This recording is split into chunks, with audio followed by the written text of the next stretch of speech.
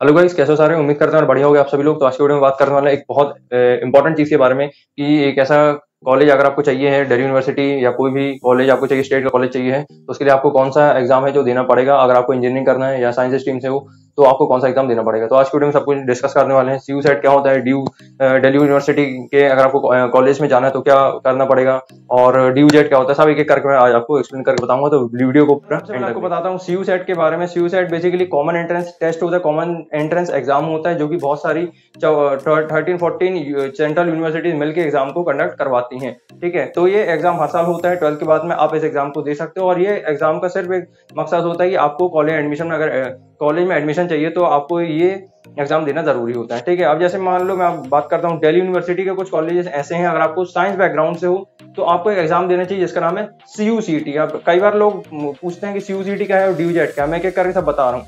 अगर आपको BSc करना है, अगर आपको BTech करना है, अगर आपको इंटीग्रेटेड BTech करना है या इंटीग्रेटेड BSc करना है या BA LLB करना है तो आपको CU सेट का एग्जाम देना पड़ेगा, और उसके बाद आपका दिल्ली यूनिवर्सिटी में एडमिशन हो सकता है। दिल्ली यूनिवर्सिटी में बात करूं तो दिल्ली यूनिवर्सिटी में दो तरीके से एडमिशन होता है। पहला तरीका यह है कि आपको मेरिट के बेस पे एडमिशन दिया जाएगा।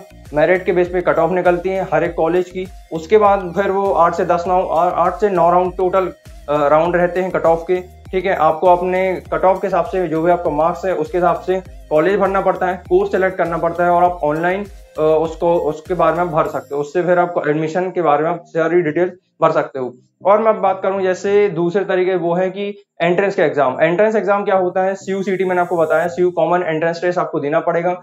अब ये एग्जाम के बारे में अगर आप मेरे से पूछोगे कि होगा या नहीं, CUCT बहुत लोगों को डाउट है होगा या नहीं, तो इसका सिंपल सा आंसर है तो दिल्ली यूनिवर्सिटी के जो active vice chancellor PC Joshi, doctor PC Joshi का सिंपल सा कहना है कि स्टूडेंट की एबिलिटी को चेक करने के लिए ये एग्जाम को कंडक्ट करवाना जरूरी है। इसलिए ये एग्जाम कंडक्ट होगा तो जुलाई के एंड में ये एग्जाम कंडक्ट हो चुका होगा। ठीक है, तो उसके बाद जैसे ये एग्जाम हो जाता है तो जैसे आपका एंट्रेंस होता है उसके बाद फिर कट ऑफ वगैरह रिलीज होगी। उसके बाद फिर आपकी एडमिशन प्रोसेस स्टार्ट हो जाएगी। एप्लीकेशन फॉर्म आपको लेकिन उससे पहले भरना पड़ेगा। ठीक है, एप्लीकेशन फॉर्म, देन उसके बाद एग्जाम के बाद फिर कट ऑफ के बाद फिर आप एडमिशन ऑनलाइन अप्लाई कर सकते हो। तो ये पूरा स्टेप बाय स्टेप मैं आपको एक एक करके बता रहा हूँ CU सेट के बारे में और दिल्ली यूनिवर्सिटी के अगर आपको कॉलेज में जाना है तो।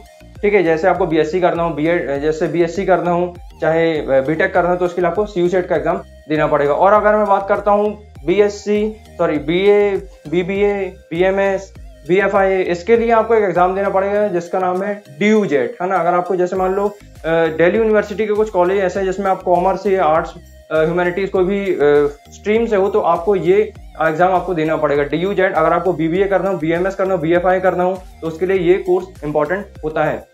12th बेस में भी आपको मेरिट बेस में भी एडमिशन मिल जाएगा, या फिर आप ड्यू जेट का एग्जाम दो, उसमें जो आपका स्कोर आएगा उस स्कोर के बेस पे आपको कॉलेज मिल सकता है दिल्ली यूनिवर्सिटी का। ठीक है, तो आई होप कि आपको सारी चीजें क्लियर हो गई होंगी। एलिजिबिलिटी क्राइटेरिया सिर्फ इतना है कि 10th और 12th होना चाहिए, 60% आपके आने चाहिए। अलग अलग ड्यू जेट का अलग होता है, CU सेट का अलग अलग क्राइटेरिया होता है।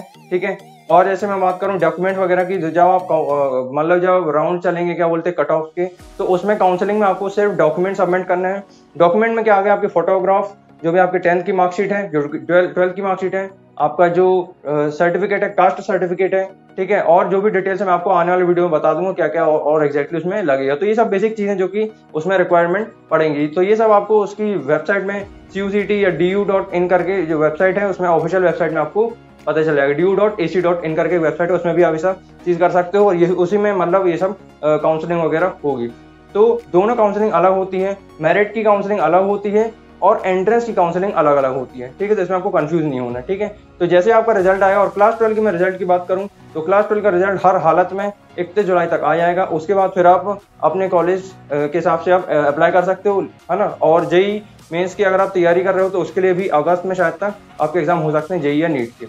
तो ये कोई अपडेट मेरे को आपको देनी थी, मुझे आपको समझाना था कि एग्जैक्टली क्या क्या होता है, और जो भी चीज़ें होंगी कोर्स के बारे में, और उससे डिटेल की जो भी चीज़ें, एग्जाम कैसे कंडक्ट होता है और उसमें क्या क्या पूछे जाते हैं क्वेश्चन वगैरह, और मैं आपको डीपली फिर एक्सप्लेन करके बता दूंगा। तो आई होप कि सारे आपके डाउट्स क्लियर हो गए होंगे। इसके अलावा भी अगर आपको कोई डाउट है तो आप कमेंट में आप मेरे से पूछ सकते हो। तो अगर आपने अभी भी चैनल को सब्सक्राइब और लाइक नहीं किया तो जल्दी से लाइक करो, सब्सक्राइब करो, और इससे रिलेटेड आपको एजुकेशनल वीडियोस मिलते रहेंगे।